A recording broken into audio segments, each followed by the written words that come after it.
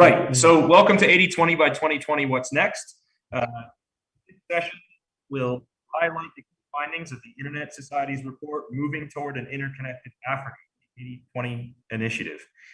In 2010, the Africa Peering and Interconnection Community set a goal to locally exchange 80% of Internet traffic locally, with only 20% routed from outside the continent. However, not all IXPs managed to reach the development stage, with 80% local traffic as initially planned. This session will discuss the current situation, the success stories, the remaining challenges, and what we should aim to achieve going forward. My name is Kyle Spencer. I'm the co-moderator today of my colleague. Before we get started properly, I want to talk quickly about some house rules. Just in case everybody is not aware, this session is being recorded and the recording will be made available after the session. It's also being streamed live on social media, including Facebook, Twitch, and Vimeo. Please engage respectfully and responsibly. When asking questions or speaking, please keep it short, straight, to the point, and simple.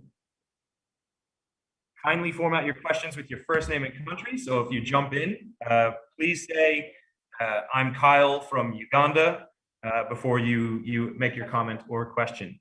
And on the side, or perhaps at another time, please familiarize yourself with the Internet Society's Code of Conduct, which is available at the link below. We also have a chat room that you can use to discuss the session with other attendees. And there's a Q&A section, which is different from the chat room, where you can post your questions for the panelists when we get to that portion of the program. Now, again, before I go any further, I want to quickly mention that we have some social media hashtags that you can use to tweet about this. Hashtag sur médias sociaux, hashtag Peer in Africa, hashtag virtual peering. We have interpretation in English and French. So if you look at the bottom of your screen, you'll be able to switch over to whichever language you prefer. And there's also captioning available in English if you enable that, also at the bottom of your screen.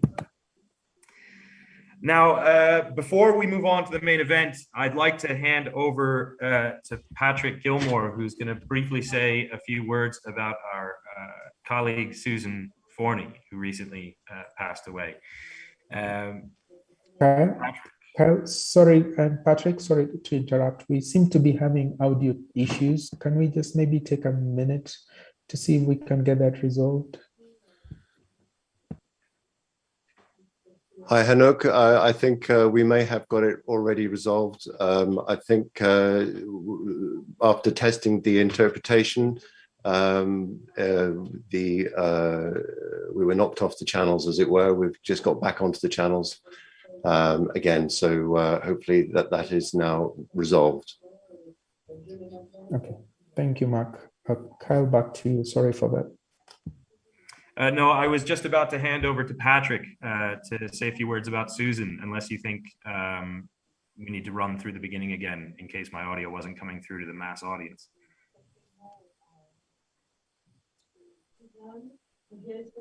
I think we can continue. Okay, so Patrick, over to you. Thank you, Kyle. Thank you, everyone, for giving us some time in the schedule to speak about Susan. We feel it's important to give her some tribute given her contribution to the community.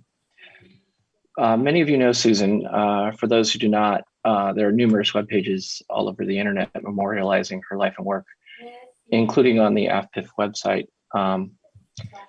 Much has been made of her blazing a trail for females in a male-dominated industry. But she did more than make a name for herself as a female engineer. She earned the respect of her peers as a network engineer, a manager, and a mentor. Susan gave talks at conferences all over the globe. She was elected to the board of directors of NANOG. She worked on some of the largest networks in the world. She mentored and trained a number of engineers, male and female. And she even called her mentees her adopted children. She supported them in and out of work, and they really came to feel like part of her family. So essentially everything you read about her career is true, and a lot more actually. But Susan was more than just her career. So if it's okay with everybody, I'm going to take a few minutes to talk about her as an amazing friend, mother, wife, and colleague. Susan raised two beautiful children, one of whom is here today. She liked going on long bike rides. She cooked pies for parties and friends. She made quilts. She actually had a sewing machine and a sewing station right in her office at home. She was always ready and willing to help friends, and frequently did, even when no one was asking her. She'd just show up to help, or show up with a gift, or show up with what you needed when you didn't even know you needed it. Susan never spoke poorly of anyone. If you made a mistake, she was there to help you fix it. She didn't yell at you. She didn't blame you, no matter how much you deserved it, how much people deserved it. She jumped in to help any way she could. If that meant doing things below her station, she didn't complain. She didn't hesitate. She just took care of it for her friends and her family. Friendship and support like that, I find, is rare in this world. And she's inspired me to at least attempt to do the same for my friends. And I'm sure that she's inspired many others to do similarly. Perhaps most importantly, she did it all with a smile on her face, a smile that was big, huge, bright, and constant. I challenge you to find a picture of her not smiling. I mean, there are a few, but they're the exception. Typically, she's got this gigantic grin that just makes you happy. And her laugh. If you were ever near Susan, you heard her laugh. It was loud and recognizable, and it fit her perfectly. More than that, it was infectious. All this made it impossible to be near Susan and not have your spirits lifted. It didn't matter, what was going on, how bad the outage was, how sad your circumstances were. Susan made things better. And she spread that happiness to everyone she met, all over the internet, all over the world. So they say this about a lot of people, but I think it's especially true about Susan. She did make the world a better place. I know she made me a better person, and that makes her passing all the more sad. But Susan wouldn't want us to mourn. She would want us to be happy.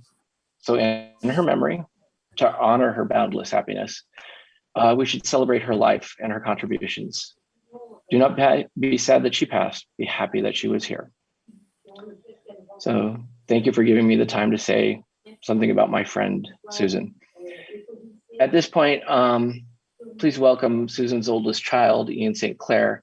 He's going to say a few words about his mother, and I appreciate it. Thank you, everyone. Good morning, everyone. My name is Ian St. Clair, formerly Forney, and I'm Susan's son.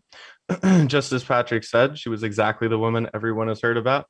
Something that I was asked to talk about is how she was when you knew her personally, which ended up being a surprisingly difficult task, given the fact that she is very much the same person to everybody. She was the same person to her friends, her family, and her kids. She always wanted you to shoot for the moon, even if that meant burning up on re-entry. She always pushed people to be the best version of themselves, and she wouldn't take no for an answer. She would always come up with a solution, regardless of the problem. She had this innate way of making everything seem so small and insignificant, because she looked at everything so objectively that there was just a clear-cut way to go right through it and get the problem fixed. She always used to say, "Do or do not, there is no try." This is a quote that I bet you some of you are familiar with, and it's a quote that more or less sums up her life and what she wanted for everyone else in her life. She'll be greatly missed by her friends, family, colleagues, and especially by me. She was a huge inspiration and role model in my life, and part of the reason why I am the way I am today. Whether or not that's a good thing has remained to be seen. I'd like to leave you all with one last quote that my mother used to say all the time. Whether you think you can or you think you can't, you're always right. And today I think I can, and I hope that you all can as well. Thank you so much for allowing me to speak. And now I would like everyone to observe a moment of silence in memory of my mother while a short video plays. Thank you so much again.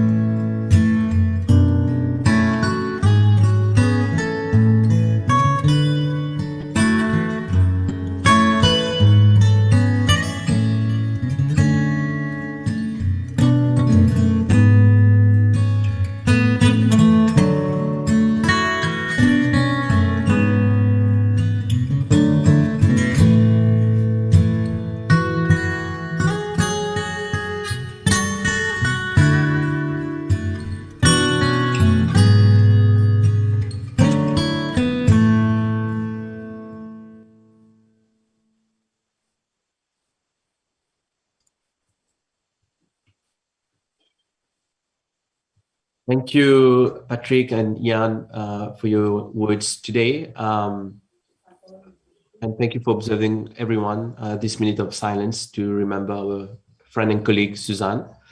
And on behalf of the whole FPFPC, I would like to convey our heartfelt condolences to her family, to friends and colleagues.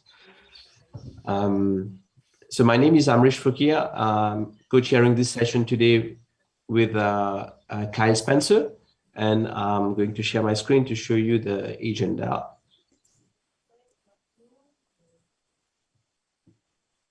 Okay, so today we will start with the recap of the 80/20 report from the Internet Society. And the author of the report, Michael Kendi, is here with us today. After the presentation of this report, we will go through a panel discussion, understanding the vision and why we haven't achieved that 80/20 goal that we have set ourselves, and also to understand the hurdles so that we can frame a new vision going forward. Our panelists today are Jean-Baptiste Melogo. So Jean-Baptiste is an infrastructure architect at Orange, and he served as a network architect as well. He became the executive director of the Burkina Faso Internet Exchange Point in 2018. We have also Dr. Paulus Nyirenda, who is the chairperson of the Malawi Internet Service Providers Association, MISPA, where he chairs the management team for the Malawi Internet Exchange Point, MIX. And also we have Christian Muhirwa, who is a technology executive with a long history in the Rwandan internet community, and he's the CEO of Broadband Systems Corporations. And finally, we have, as mentioned, Michael Kendi, who is a senior fellow and visiting lecturer at the Graduate Institute Geneva and the senior advisor at Analysis Mason. And he is also the former chief economist of the Internet Society, and he's representing himself as the former chief economist and also author of the report today. After the panel session, we will have a Q&A session, which I will moderate myself. And after that, our friend Fergus McKay will present the new PC members and also the outgoing PC members. And finally, we will have the virtual peering personals and social, which my colleague Michukwi Mwangi will handle. As mentioned, the objective today is to really understand what have been the key challenges with regards to the goal that we have set ourselves, which is the 80/20 goal, having 80% of traffic local. And as you know, not many countries have actually reached that level. So we would like to understand what have been the challenges, and also understand what could be the new vision going forward, and what are the steps that we have to take to reach a new goal that we are going to set ourselves. And finally, the idea is actually to identify the key players, stakeholders, and also the policies that is going to help us achieve the goal that we are going to set. I would like to thank the sponsors today, starting with the simultaneous interpretation services sponsor, Flex Optics. We'd like to thank our friends Fergus, Portia, Rini, and Marcus for this.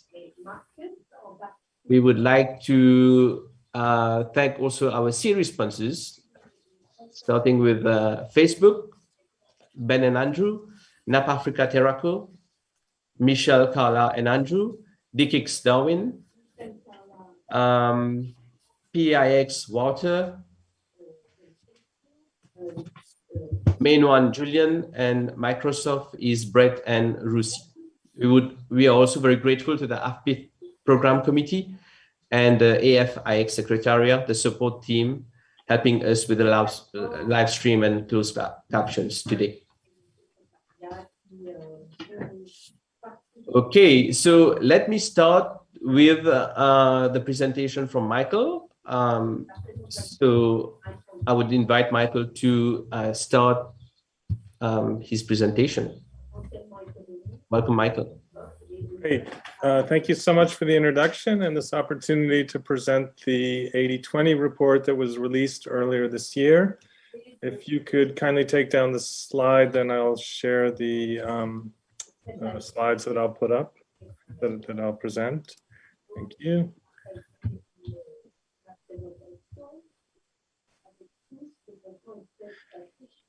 So the report was called Moving Toward an Interconnected Africa, the 80/20 initiative. It's on the ISOC website, and I'm sure we'll make these slides available as well at the end of this session. So we've talked about the 80/20 by 2020 goal, which was set by the Internet Society in 2010, with the Internet exchange points and support for them as key to meeting the goal.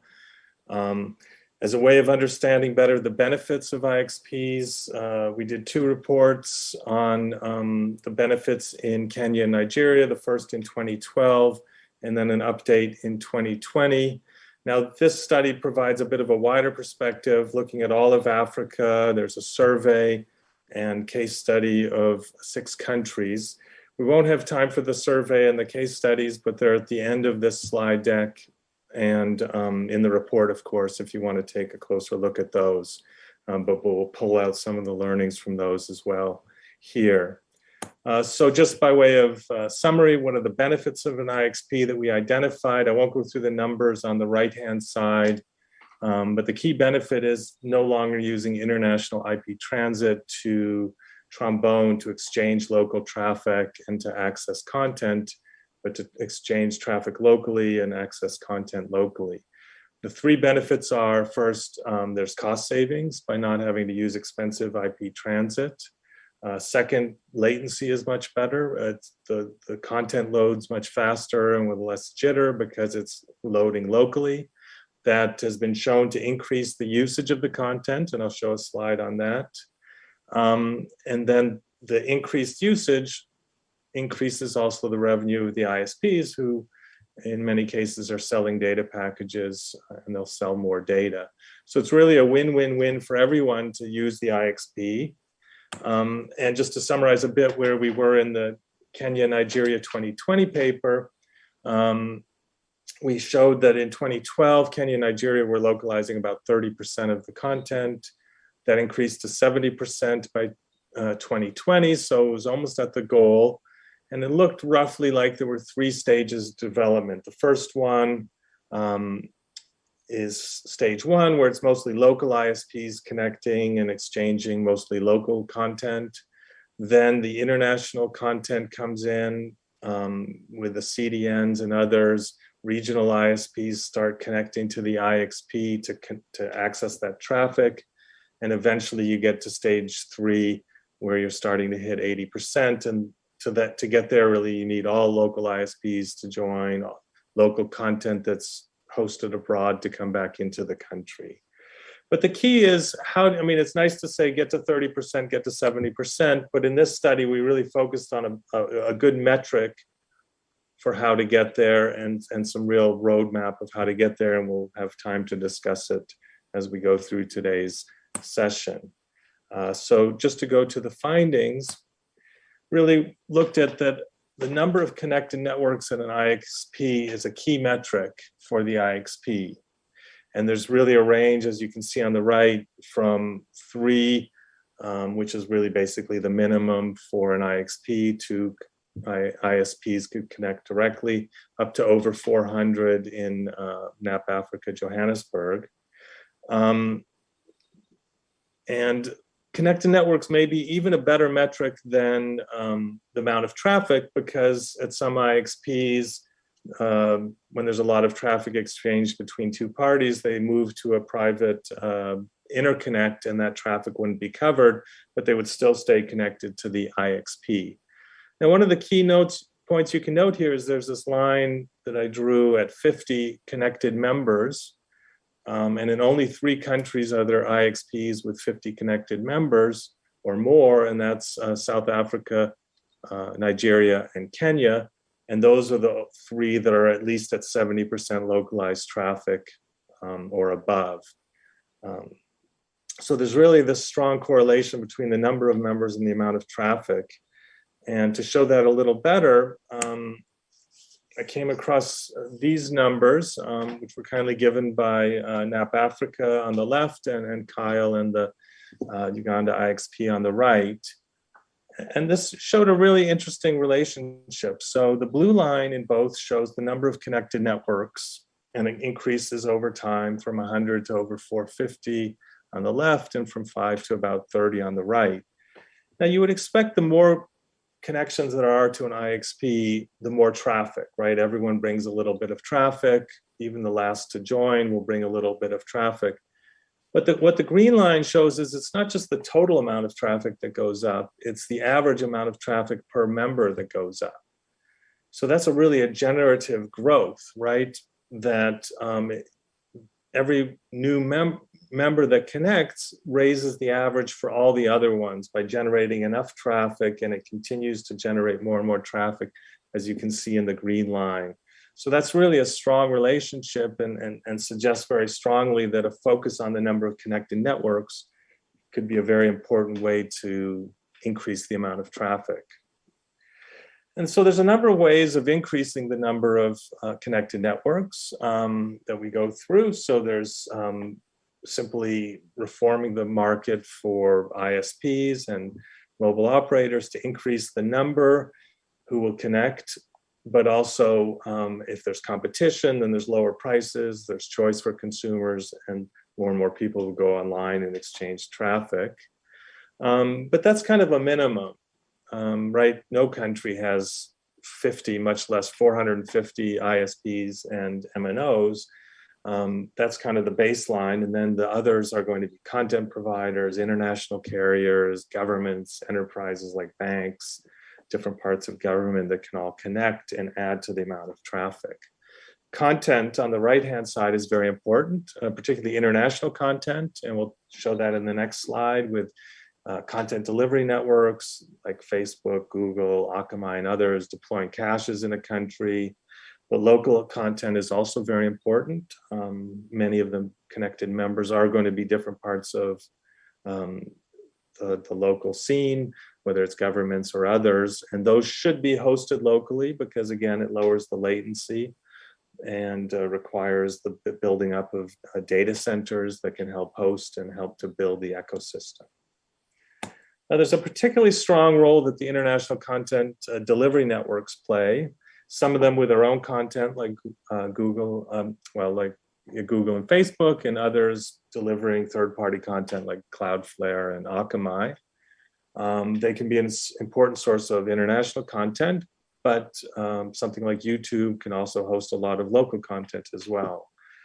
And when they bring caches or points of presence into a country, there's a remarkable thing that happens, as you can see on the right, and 3 of the CDNs were kind enough to provide us the data, but asked that it stay anonymous. So this was given to us by one of the CDNs. The blue line shows how much of the traffic from that company is served from the cache in the country, and it goes from about 20% up to about 80%. And what's amazing is, because the latency gets better, people use it more, and the amount of traffic grows, as you can see in the green line. So the more the traffic is localized, the more people use it. And that's the strength of having an IXP that can be used to exchange the traffic. And if I just go back 2 slides, on the right-hand side, there's that kink in the green line in 2015, that's where you can see the CDNs starting to connect to the IXP, exchange traffic, and the traffic per member starts to really rise at that point. The other thing is the conditions at the IXP are very important. If an IXP kind of limits the number of members to just ISPs, that's going to set an upper bound on how many are connected. Many think that a mandatory multilateral peering agreement, while it ensures that everyone who joins peers with each other, can also dissuade some from joining because they'd like to choose who to peer with. So that might keep the numbers down. Putting the IXP in a carrier neutral data center and potentially then in multiple nodes, which is the case in South Africa, Kenya, and Nigeria, helps to increase choice, bring in more members, and make it easier for them to connect to others that are even in other data centers. One might think that the cost is important, and the graph on the right-hand side looks at the annual cost of joining the IXP, averaged out over 3 years to take into account joining fees, annual fees, and port fees. So setting aside South Africa, which is free and obviously has the most number of members, there isn't a distinct relationship between the cost of joining the IXP and the number of members. You can see a few in the lower left have very low costs and relatively low number of members, whereas KIXP and IXPN in Nigeria have costs right around in the middle and the most number of members. Now, that's not to say to raise the price, that it doesn't have any impact, but the point is that the savings from being in the IXP by not using the international transit far outweigh the cost of joining. So every meg that doesn't go through the international transit that can be exchanged locally through a local port at the IXP is a cost savings for the ISPs and helps to generate new members. So finally, I'll just close with this conclusion. This kind of megaphone of increasing impact to reform the market on the left-hand side, increase the number of ISPs, and make sure there's choice and low prices. Then look at long-distance connectivity to make sure that there's connections within a country and between countries so everyone can join, bring in data, fill the caches at a low cost.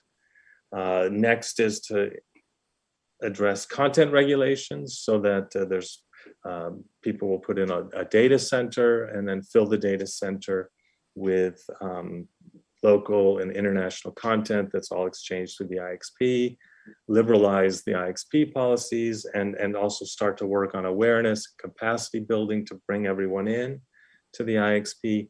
And that will maximize the number of members, which also will maximize the amount of traffic that exchanged and move the country and then also Africa towards the 80-20 goal. So I'll close with that and look forward to the discussion.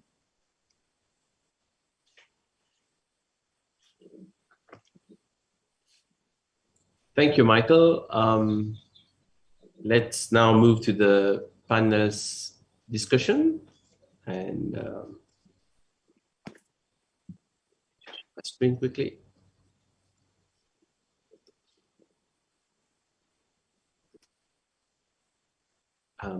Right. So thank you, Michael, for providing us a summary of your very interesting report. I would actually ask everyone, if you get a chance to have a look at this report, we will share the link with you on the chat, and you can get more details about all the findings and the insights as well. So today we have 3 panelists, Jean-Baptiste from Burkina Faso, Dr. Paulus from Malawi, and Christian from Rwanda. Each of them will provide us their perspective about how they have tried to reach the 80-20 goal that we have set in 2020, and they will provide us some insights from their own perspective about the challenges, and also how are they making the very needed changes to reach the high goals. So let me start with Dr. Paulus. Dr. Paulus, welcome.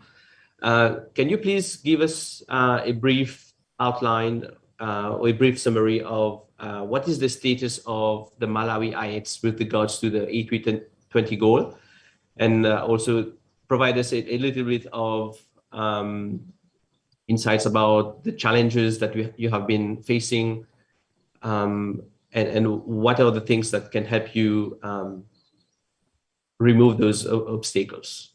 Thank you. Thank you. Thank you very much for the introduction. I'm glad to be here.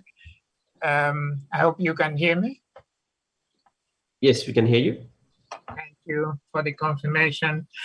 So the Malawi Internet Exchange was launched in 2008 as an initiative between the University of Malawi and a sister university in Sweden called KTH. And our original objective at that time was very similar to the objective that we are discussing today, which is to keep local traffic local as much as possible. So how far have we come? Maybe that's what I can start with.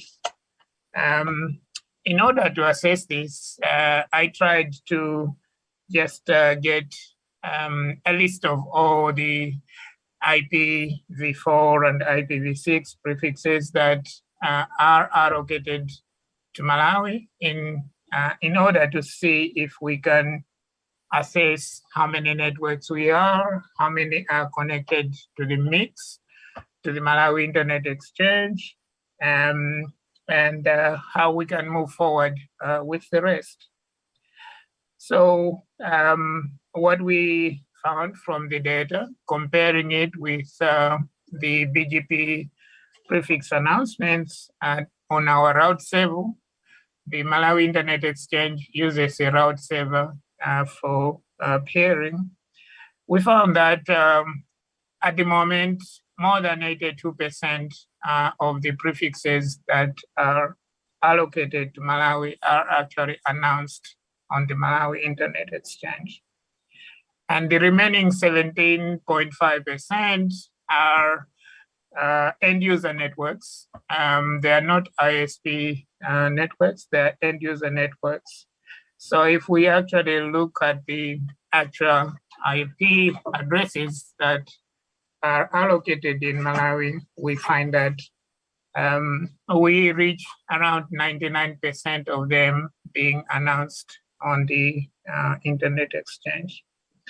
So our progress is good. I think we are getting towards the objective of reaching the 80-20 target that is being discussed today. We have a total of 32 networks connected to the IX, and I'm afraid that we have only up to 40 networks are currently available in Malawi.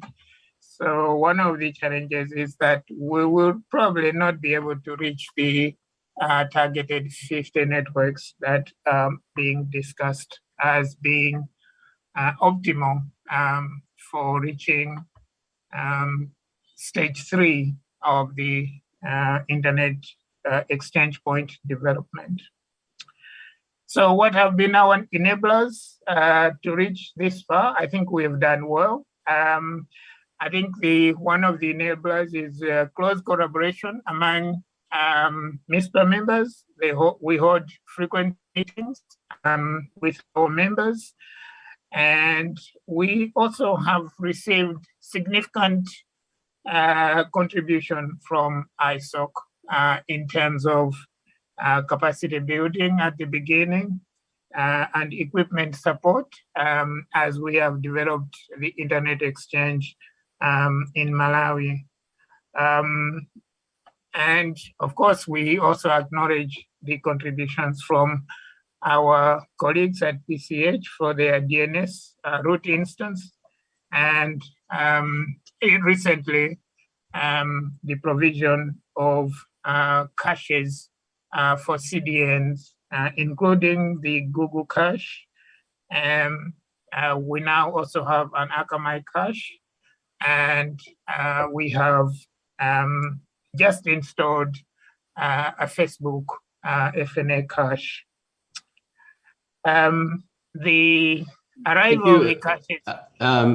Thank you, Paulus. I think that's very interesting what you have just presented, and it is also very promising to see that a country like Malawi is also leading the way in that quest for more local traffic and also reduce costs of transit.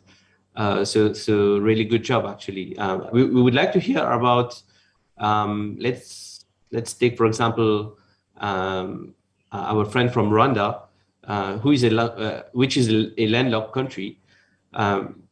Perhaps, Christian, can you provide us maybe how far have you reached, and also what have been your key enablers and challenges? Thank you, Amresh. Good afternoon, participants. So in Rwanda, the history of our exchange point dates back in 2004. So we've grown from few megabits to now few gigabit. But this was driven by a concerted effort between operators who wanted to share, or rather to exchange traffic that is meant for local consumption and available on local networks to do so locally. So, but then this was, I think, what you termed the early stage, or I think it's Michael termed it as early stage of phase 1. So that's the phase 1. Now, phase 2 has been about getting content networks to peer in country. This has had its effect. If you look at the history of the traffic being exchanged on the internet exchange point, but it's later on become more of a fragmented approach in that each operator started talking to the different CDNs individually, and we've seen traffic local, but not visible on the exchange point. So this has hampered the progress of our internet exchange points. Yes, we've got quite a sizable number of operators in the country peering on the exchange point. We have got around 11, 12, our company included. But yes, the content networks are usually not peering on the exchange point because we, the operators, have not chosen the one holistic or oneness approach to addressing this, where each is now acquiring their own CDNs. This has, yes, addressed the issue of having CDNs on the market, but it's not addressed the issue of 80-20, where now we are able to view and identify it globally or countrywide on an exchange point. It's one approach that we need to change. Since I'm also getting into a way forward, it's one approach we need to change so that we are able to attract even more to the exchange point, where now we are avoiding this fragmented approach. Amrish. Thank you, Christian. Yeah, indeed. In the next session, we will talk about the enablers, and you talk about the having content networks appearing at the IXP is extremely important to reinvigorate the ecosystem. Actually, maybe a last comment from Jean-Baptiste. Jean-Baptiste, can you briefly tell us how far have you gone, and yes, and your key challenges so far? Okay, thank you, Amrish. Thank you, everybody. I'm happy to be there and share Burkina Faso exchange point experience. So, as you know, Burkina Faso is a lockland country, so we have no access to the submarine fiber directly. And our challenge started from 2015.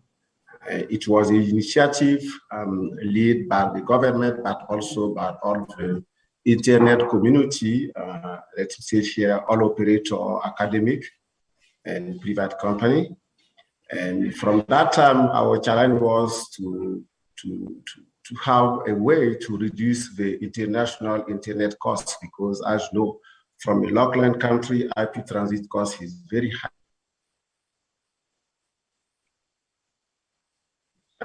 Three members, government and private company operator.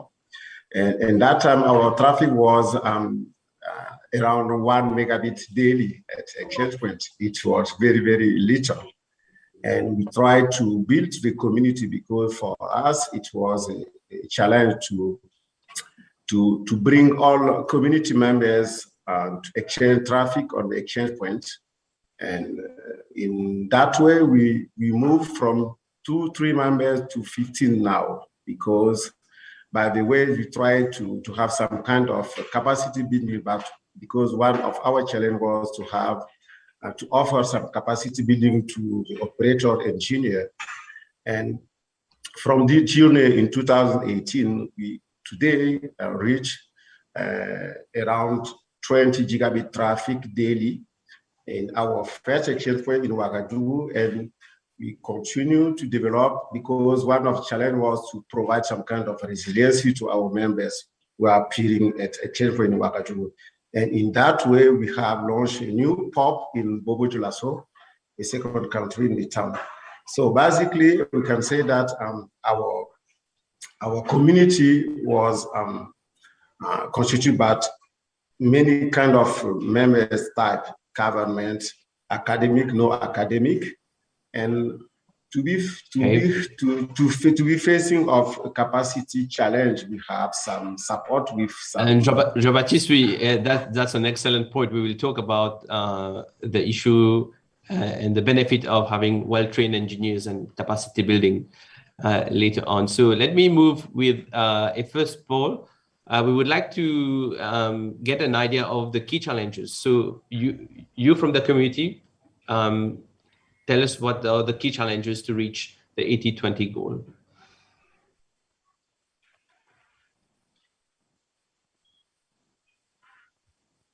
All right, I'll give you a couple of minutes to vote.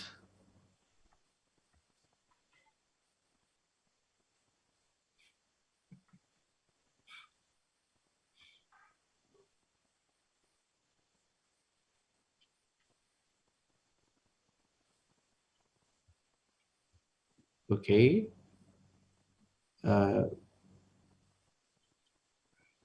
Enoch, have we launched the poll yet? I cannot see it on my screen actually.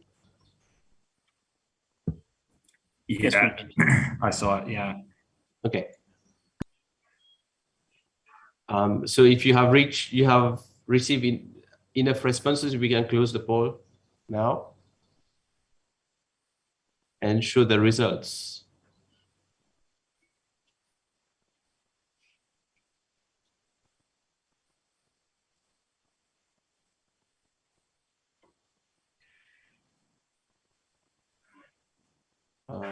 Unfortunately, I cannot see. Oh, there you go. There we go.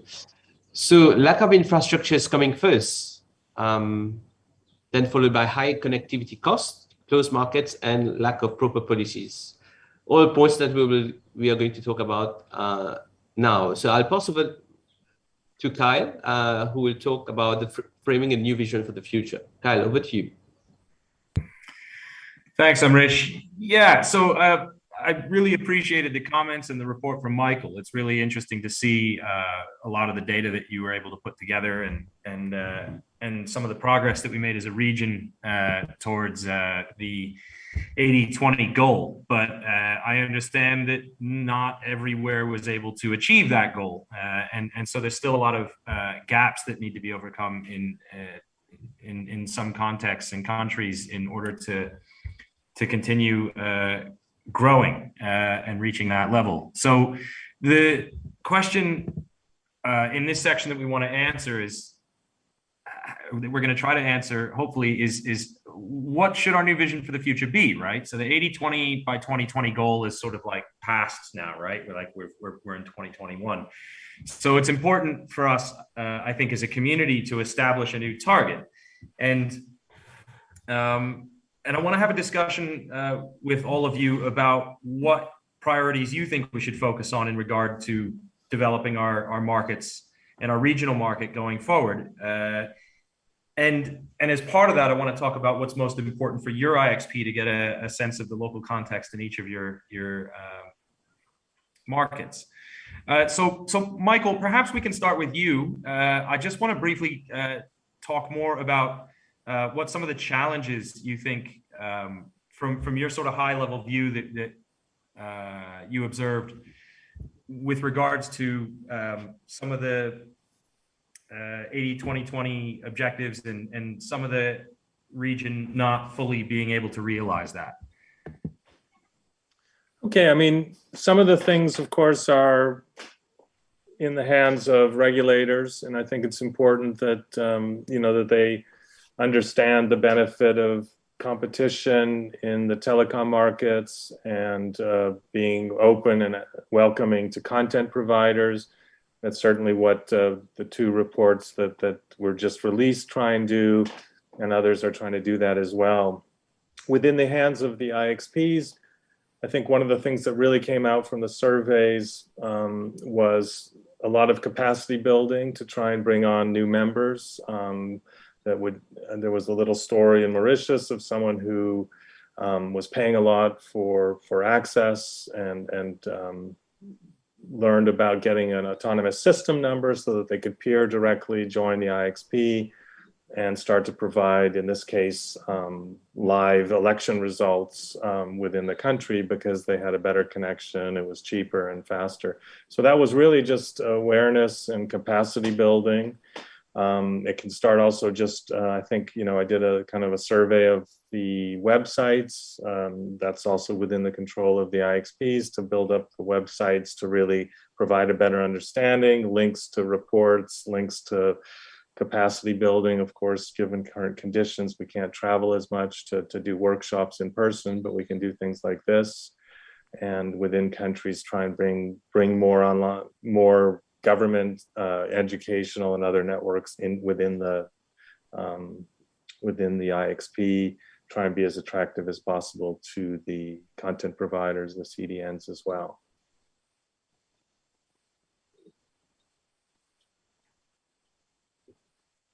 You're muted, Kyle. Right. Thank you very much. Yeah. So thanks for the insights. And just going forward, one of the key insights I took away from your report is something that I feel like I've advocated a lot for as well, is that I think connected networks is the number that's really important. And I think it might be interesting going forward to maybe set a connected networks target rather than a traffic target going forward as a community. And I want to hear, Christian, from your perspective in Rwanda, what do you think is most important for the Rhinex Internet Exchange going forward? Say, like over the next 5 or maybe 10 years, like what do you think would make the biggest impact? Is it the number of connected networks? Other exchanges suffer with financial sustainability. Like, what's your sort of like 5-year goal in Rwanda? If I may speak for Rinex as a member, there is need to, yes, grow the number of connected network, but more in a diversified fashion, right? So we've got operators in Rwanda, most of them are connected, but then we need to also have content networks connected. So now the hindrance to having those, some of them can be, I can put them into two categories. There is cost, transit, right? Regional, we are landlocked. There is nothing much other than on the west, other than Kinshasa, which is, I don't know, a few thousand kilometers away. But then we are doing more towards the East Coast. Prices are very key for us to be able to interconnect and pay at regional exchange point. And they're also key for the content networks to come closer to the eyeballs. So price is currently it's a very hindering factor in getting this sorted. Number two is data centers. Yes, they will come, but they will come and host. So where do they host? In some of our markets, we don't have such an infrastructure ready to host these operators who can be quite demanding in terms of expected quality of service. So this is where I think our economy is being landlocked. Yes, we currently rely on data centers that are across the region, but we need to do more to reduce, one, the price of access, which now boils down to what we sell to our clients, and therefore bring more eyeballs onto our network. But two, now we also need to look at the ecosystem in general, and in particular the hosting side of things. Kyle. Right, thank you very much. And JB, I want to pass it over to you. What's your perspective on the issue? What do you think is most important for your exchange going forward for the next 5 years? And how do you think, what's the strategy there? What do you think could make it happen? Thank you, Carl. I think for Burkina, first of all, I will talk about three key points. So the first thing will be to develop more members, because currently we have around 15 network connecting to the exchange point, but we have around, I think, 26 ASN distributed in Burkina Faso from Africa. This means that we need to bring more members, and based on that, we will increase our traffic. The second thing will be to have, let me say, world-class carrier neutron data center, because sometimes to bring some CDN providers, they are expecting to have some kind of facilities which need to have some word detail in terms of technical detail or in terms of legislation. So for me, and this is one of our challenges. The second thing on which we are trying to work and to extend our exchange plan is to become as a hub, because for Burkina Faso we can be a hub for Niger, for Mali, and also for the north of Ivory Coast. This means that this can be some kind of thing we can support to develop the data exchange locally and in the country, but also in the region. And if we can be this kind of hub at IXP, this will be an open door to bring more CDN. And I think with new technology, we need new hobbies.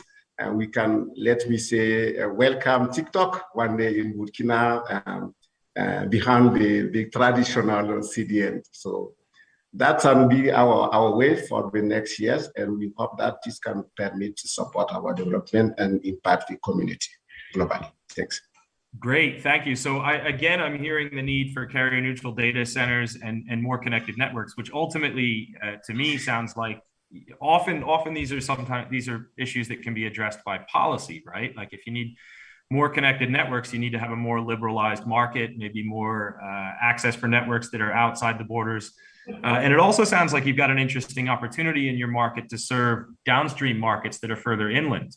So that would be very interesting indeed if you could develop your market in a way that would create a landing point for content networks to service the inland region. Dr. Paulos, I'm interested to hear what your perspective is in Malawi. What is your strategy for the next 5 years, and what do you think would be the most effective way to achieve that? Are you also in need of carrier neutral data centers, more connected networks, etc., or do you have a different perspective? So in Malawi, I have a notice here to start video. Is that? Yeah? Yeah, we see you now. Better. Okay. So in Malawi, one of our major issues is financing activities at the internet exchange in the light of high connectivity costs in Malawi. Malawi is also landlocked, and we have very high connectivity costs, both international and on the national level. So one of the things that we are really grappling with as a challenge is financing our activities in the light of high connectivity costs. And this is particularly in the light of mounting CDNs at the internet exchange. My colleague from Rwanda mentioned that this is causing fragmentation in the sense that the CDNs are moving from the exchange point through the carriers. And this is a major challenge. The second challenge that we have is content. I think that we need in Malawi to see more local content hosted locally and exchanged using the internet exchange. At the moment, a very high proportion of Malawian content is actually hosted abroad. And so to grow the traffic levels, we need the local content, especially the things like education content hosted. Malawi currently doesn't have a data center. So this is still a major issue. We need to have a carrier neutral data center in Malawi. And I'm glad to report that there is an initiative on a project, World Bank project called Digital Malawi, where a data center is one of their priority issues.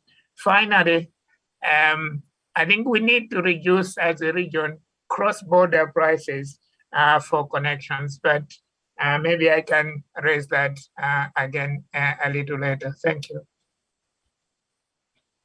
All right, thank you very much. Yeah, that's very good input. You mentioned in particular financial sustainability and cross-border pricing, which I agree is definitely something that should be a high priority. And now I think at this point we're keen to get the audience's feedback on what they think is the highest priority for IXP development in our region, or rather what it should be going forward. So if Henok, if you can launch the second poll, we'll wait a couple of minutes and see what the crowd thinks. And while we're doing that, I'll share a little anecdote from the Uganda experience. So we have about 30 networks connected to our exchange, and that's really helped get CDNs to the exchange because they can't just do on-net deployments for 30 networks. There's a lot of smaller networks that just doesn't make sense. And so that helps attract the CDNs to the exchange. And then because we have reasonably permissive policy that's enabled that reality, it's created a kind of interconnection ecosystem that helped drive demand for the carrier neutral DC that just came up in our market. And now we've been able to enter into that DC and hopefully we'll end up with a symbiotic growth as a result.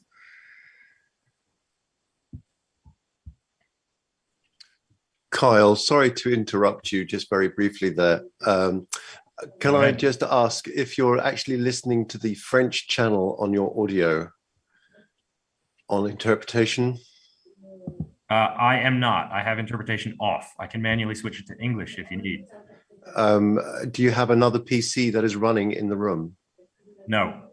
You do not? Okay, because we're getting only your voice cross-talking with the French interpretation, and we're trying to sort out why. I do not have any French output from my speakers. You're listening to the French output on your speakers? No, I do not have any French output from my speakers. So Okay. there's no way it's coming from me. Right. Okay. Thank you. I just thought I would try that. No problem. So in the meantime, do we have the poll results? I can't see them if there are.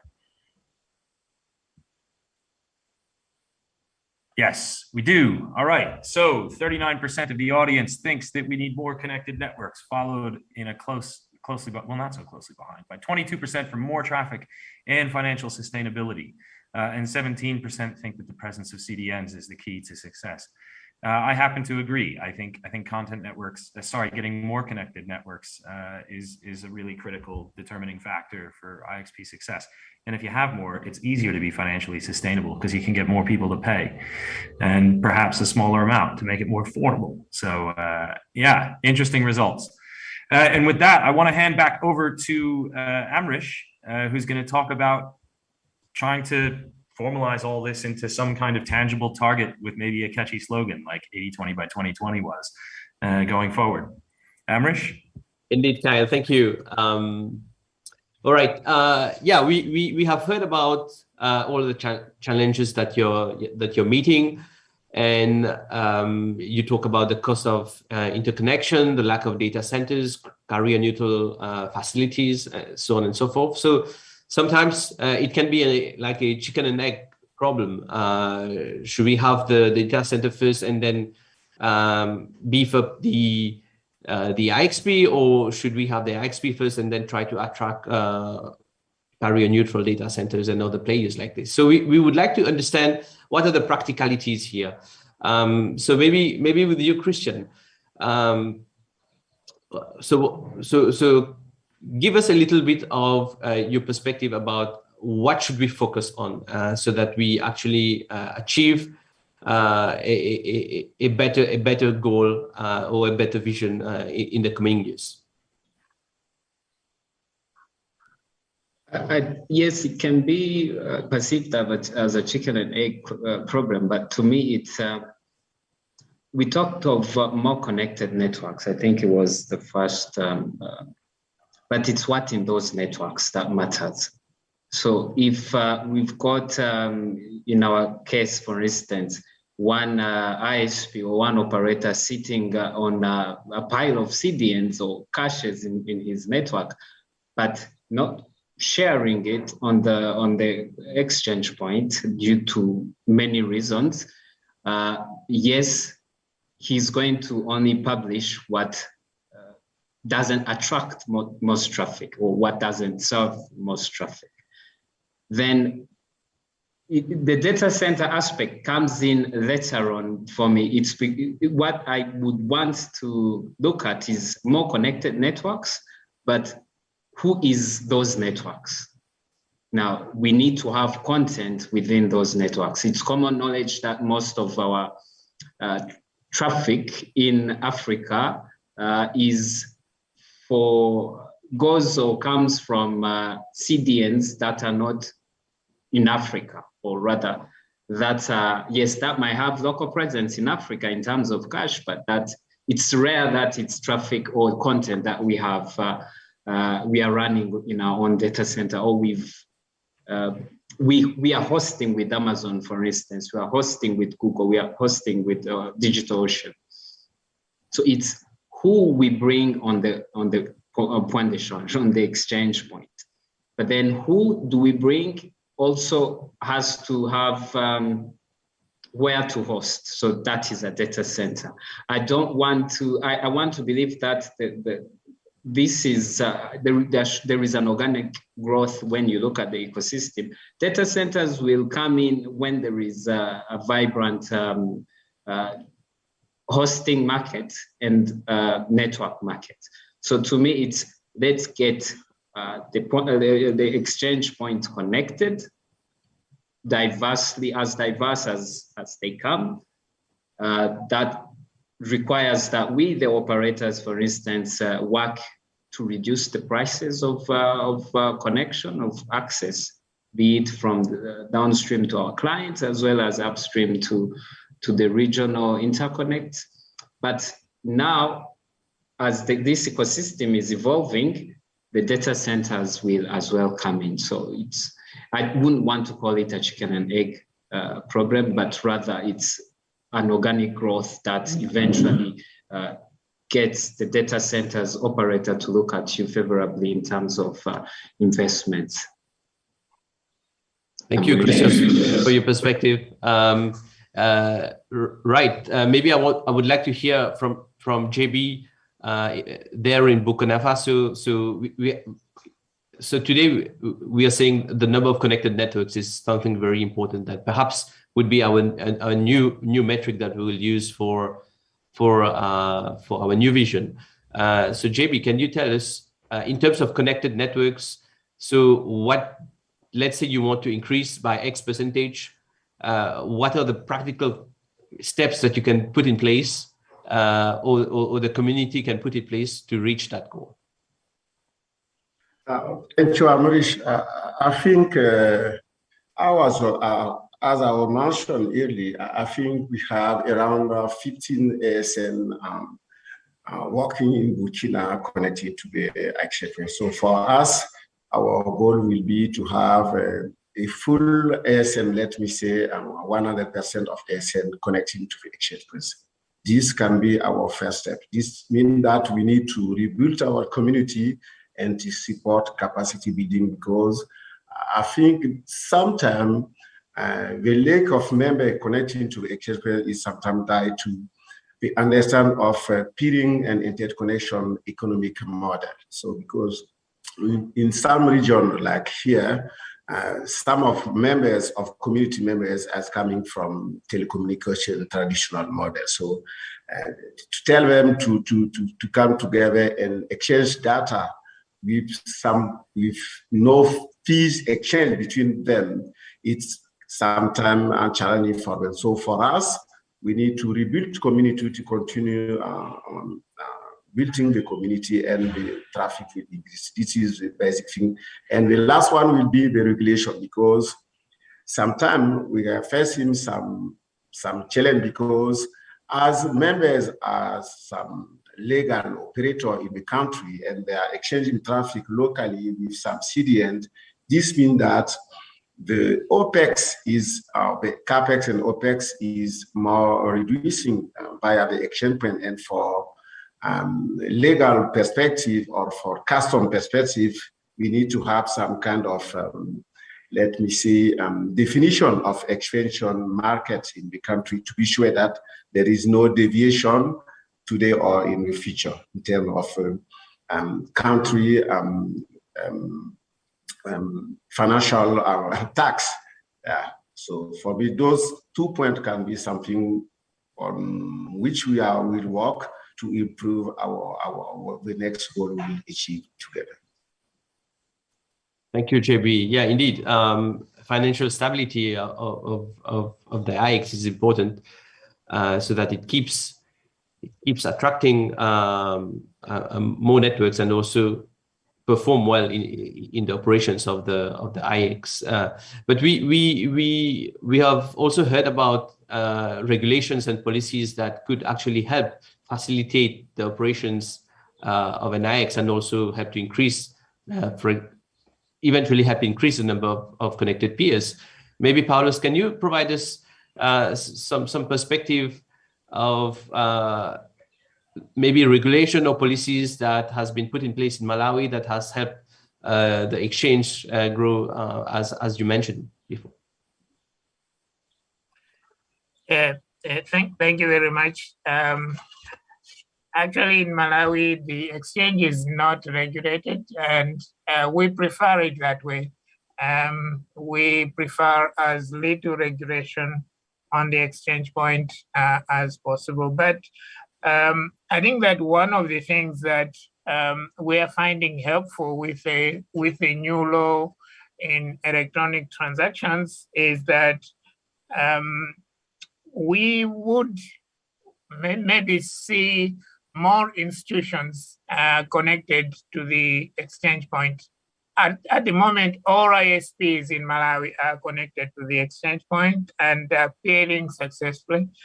But we would like more institutions that are not necessarily ISPs, and I'm talking about education institutions, academics, government, and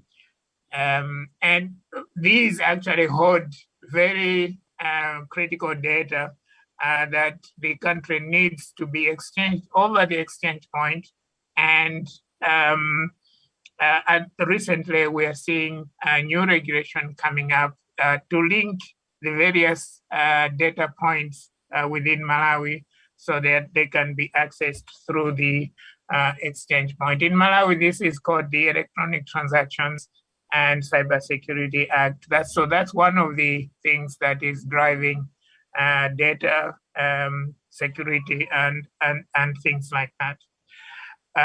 I would like to mention that probably what we also need to see is better measurement of the development. At the moment, data is scarce, and because data is scarce, it's difficult for policymakers to give direction on how to grow the services, the internet exchange point, the infrastructure, and the price and the prices. So I would recommend that one of the things that needs to be done is to find a way to measure, to better measure what it is that we're doing and how it is growing. Thank you. Thank you, Paulus. Actually, you're right. We cannot improve what we cannot measure. So it's extremely important to have insights about the different metrics that constitute growth of an IXP, and tools such as the AFIX, ADA, which hopefully we will see live again, could actually provide these type of insights. Maybe a final question to Michael. So if ever we need to change the growth metric from the level of traffic to the number of connected networks. So in terms of the model that we want to build to actually to modelize growth, Michael, do you think the number of connected networks is good enough, or do we need a more complex metric? Well, I think that the number of connected networks is good for a couple of reasons. First of all, ultimately, it will increase the amount of traffic, because ultimately localizing traffic lowers the cost, will increase local content and everything else. But I think one thing, if you look through the report, there's significant differences in the percentage of traffic that's localized that people are, and I fully agree that it needs that with Paulus that more measurements are needed.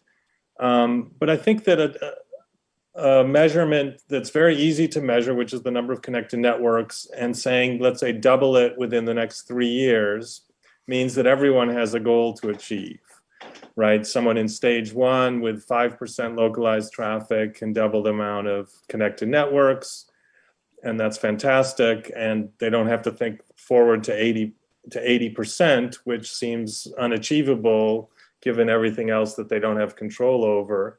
But I think that as JB said, everyone with an ASN, if they start to connect in the country, that already can double the number of connected networks, and that's very achievable and within the control of the IXP. So I think that these kind of goals that are more suited to the current state will ultimately help to drive the traffic as well. So something like 50% more connected network for stage 1 countries, and maybe 25% more connected networks. Something like that, I think, is good, and everyone has a goal that they can reach without having kind of being overwhelmed by this 80% goal that may not be within reach if you're starting at 2 or 5% local traffic. Very interesting. So maybe to our panelists, if I ask you what would be a very simple and brief goal, and what would be a time frame for you, can you quickly tell us, starting with Christian? I'm one of those operators. I represent rather one of those operators who has not been so kind to the community to share what CDNs we have on our network. My aim is to do so in the immediate terms with the rest of the community, so that at least we start this movement going. Right. So it's a gradual and step-by-step type of approach. Yeah. And for you, Jean-Baptiste, if you have like a long, a short, medium and long-term goal, what would that be? And can you tell us also the time frame? Thanks, Amrish. Let me say, for us, we can go for, let me say, next 5 years in terms of duration. And during those 5 years, we can tell that in the next 3 years, we need to bring 80% of members of ISN connecting to the exchange point. This can be measurable. And after that, we think that if you have more members, we can try to focus on data and CDN localization in the exchange point. So it can be two kinds of things. First will be the members, let me say the actor, and after that, more services locally. Thank you. Thank you, Jean-Baptiste. I like your approach where first of all you focus on the number of connected networks, and then you move to let's say the ecosystem, building the ecosystem with the more caches and more CDNs. For you, Dr. Paulus, you mentioned that in Malawi the number of connected networks is already very high. So what would be your next goal, let's say in the next 5 years? For the next 5 years, I think in Malawi, we, as I mentioned, we would like to have more institutions, not just the IXPs, really connected to the exchange point. We would like to see more diversity in the institutions that connect, academic institutions, and all these are actually networks. They have IP address space from Afrinic, and we would like to bring them on board on the exchange point. Maybe I can just also mention that Malawi is really interested in better regional connectivity. As a landlocked country, we connect to Tanzania at a high cost, to Zambia at a high cost, and to Mozambique at a high cost. And these are our gateways to the international connectivity. So one of our priorities is to see how to reduce the cost of the cross-border connection. This cost is actually hampering our development and hosting of CDNs on the Malawi Internet Exchange. It's very expensive for us to fill the caches, and it's a major issue for the development of the exchange point that is leading to members actually diversifying the CDNs to be located in their respective networks. So these are the two issues that we are grappling with in the next 5 years. Thank you, Paulus. It's very interesting to see how different IXs have different challenges based on where, for example, where they are located and what type of cross-border connectivity they have. So one IXP might be interested in increasing traffic. Another one might be increasing the number of connected networks, but some others might be actually reducing cost of cross-border connectivity. So the goals perhaps going forward might differ from one IX to another, depending on the correct challenges that you're facing. But ultimately, the idea is actually to make the ecosystem more vibrant and also to increase local traffic. Thank you very much for your very interesting perspectives. So we have now come for Q&A time. So if we have questions, please feel free to ask them in the Q&A section feature of Zoom, and then we will ask the panelists to answer them.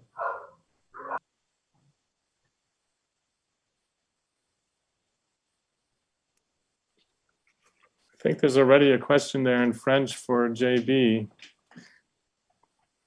Quelles sont les principales difficultés rencontrées au Burkina Faso? What are the main difficulties that you face in Burkina Faso? So I will reply to my friend in French, so it will be maybe more clear. You are muted. Hello, can you hear me? Yeah, we can hear you. OK. Globalement, il faut dire que la première... On the whole, the first difficulty has been to build the community, bring the operators, the ISPs together so that they would connect to the IXP to understand the model of this type of infrastructure so that they can share traffic, but also to identify funds. So that these were the initial difficulties. And since we didn't have any funding, we had to be supported by the government that allowed us to buy the initial equipment so that we could operate. So it was the understanding of peering to begin with that was a challenge, and then financial difficulties. We managed to overcome this because we moved from 2 megabit to nearly 20 gigabit today. So there is a significant traffic flow, and this allows us to provide internet with latency that moved from 300 milliseconds to less than 50. So these were the initial difficulties, and we continue to work on increasing the number of members to reduce costs, but also to make sure that we can host in important data centers. At the moment, we are hosted in a data center that's partly from government, in a container, as I call it, which doesn't give members a lot of trust in relation to our system. So these are the issues we need to work on. Thank you for your attention. Thank you. Yeah, thank you. Thank you, Jean-Baptiste. Thank you. Thank you, Jean-Baptiste. Do we have any other questions? So, there's another one in French. Let me ask the question in French itself. Bonjour du Sénégal. Hello from Senegal. I would like if the Togo IXP could share their experience.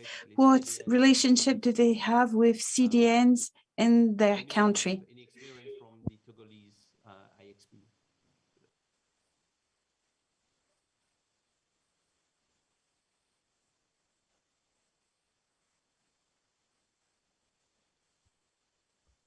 No, we will perhaps redirect the question to people who have a better knowledge of the Togolese market. There is another question, still in French. So, bonjour, quelles sont les meilleures stratégies pour une... What are the best strategies to attract a lot of people to join, or a lot of members to IXPs?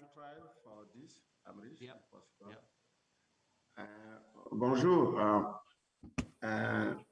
Do not. Hi. I think that to establish an IXP and attract members, you really need a strong community.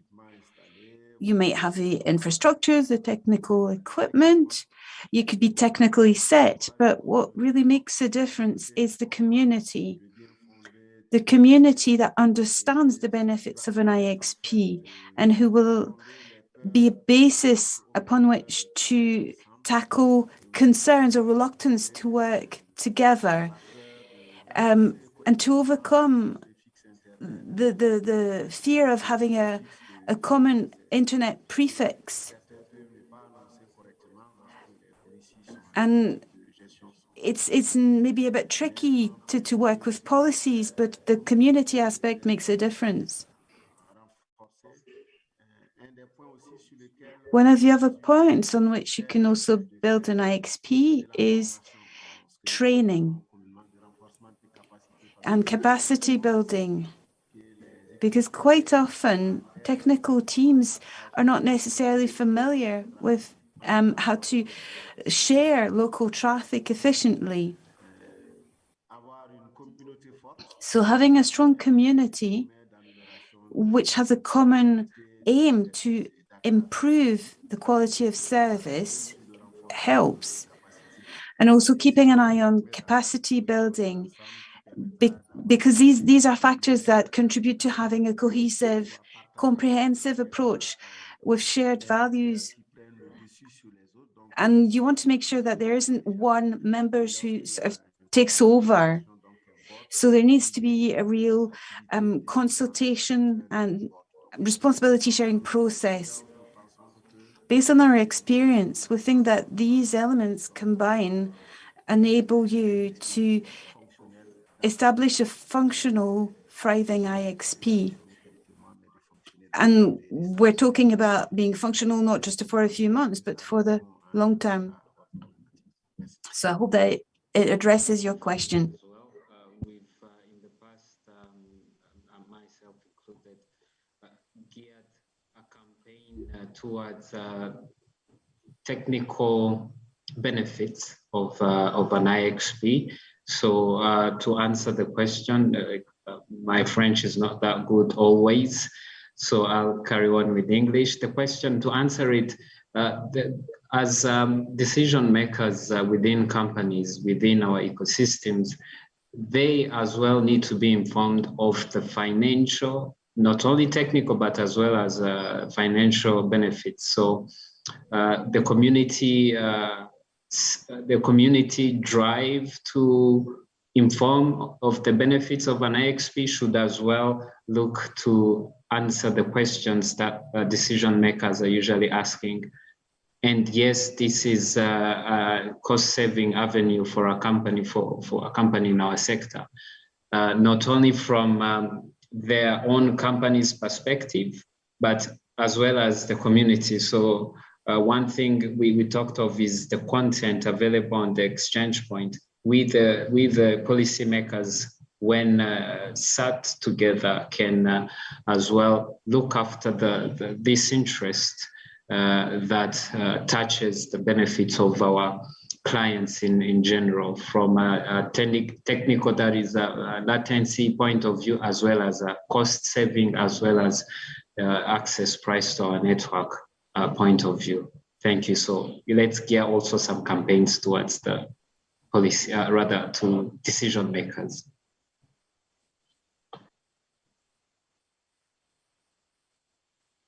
Thank you, Christian. We have one question from Abu Bakar. He's saying that they have two operators, network operators in Comore, and no ISP. And is it possible to have an IXP? Who would like to take that question? The simple answer is yes. But with just two operators, even a private pairing between the two would do. Yes, so that's a simple private pairing point between the two will do, but should they think long term? Yes, an IXP would as well be necessary as the number of connected networks increases beyond 2. Yeah, indeed. We usually say that we need at least 3 networks to run an IXP, but there need to be a starting point. One more question from Olivier. How many regional IXP do we have in Africa, and where are they? Maybe Michael, you would want to take that one? Sure.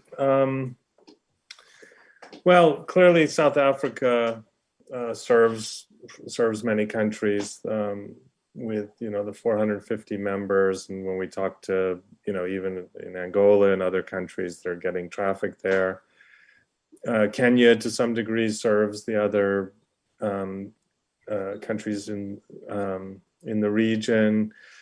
I heard someone say that just not all the way to Kinshasa, but from Rwanda, one of the CDNs pointed out that they were serving traffic into the eastern part of DRC.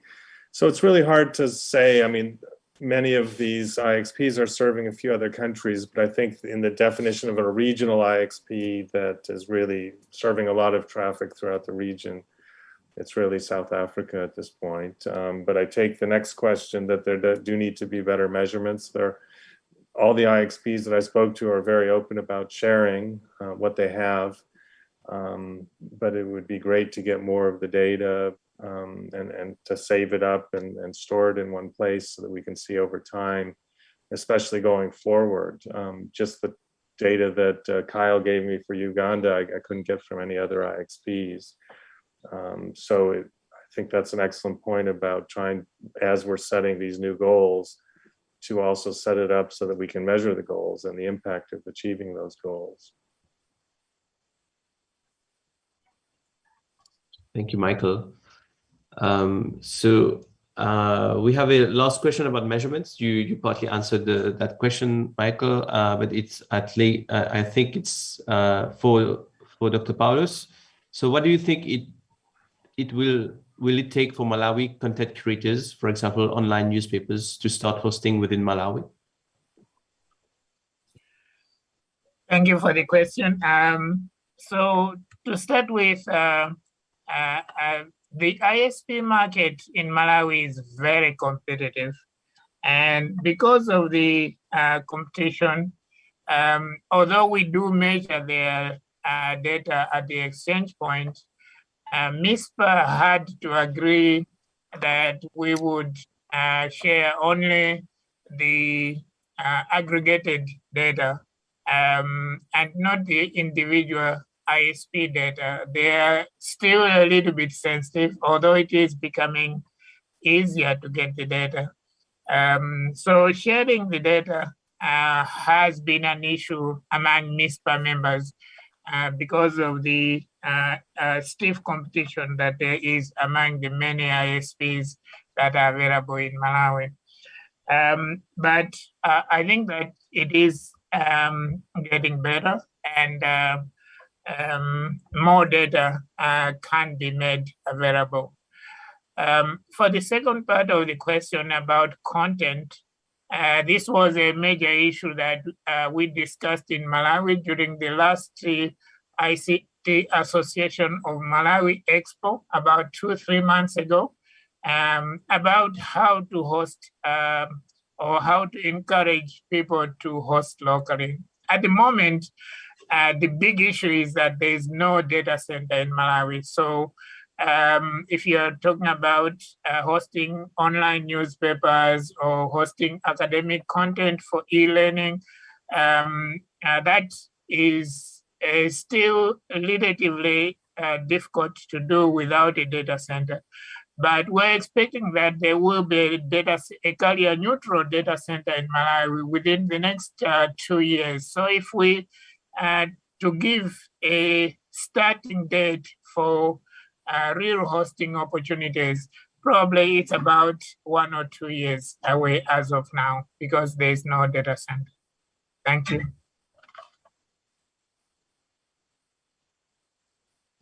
Thank you, Paulus. So I think, oh, we have another one in French. Comment on peut avoir des formations sur How can we have training regarding the setup and management of the IXPs? Jean-Baptiste, perhaps you have some insights about. Yes. So, merci. Donc, je pense que I think that there are different options. In your country, if the peering community already exists, you can contact ISOC to access training.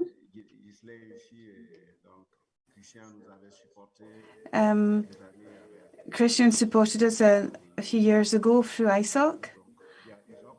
So ISOC can really be a good medium. Besides, you could probably work with local stakeholders.